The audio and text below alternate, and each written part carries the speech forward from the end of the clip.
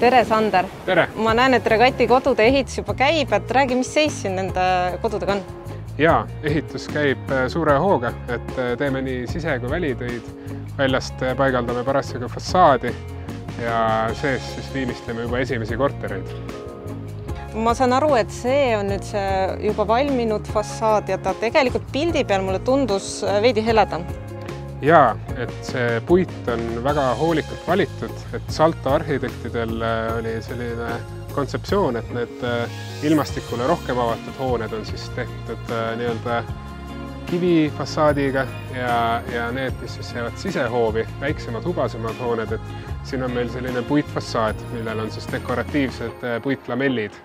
Et see on siis termopuit, et on ka mõeldud sellise Skandinaavia sadamliku arhitektuurse välimuse peale, et ajaga see puit läheb oluliselt heledamaks.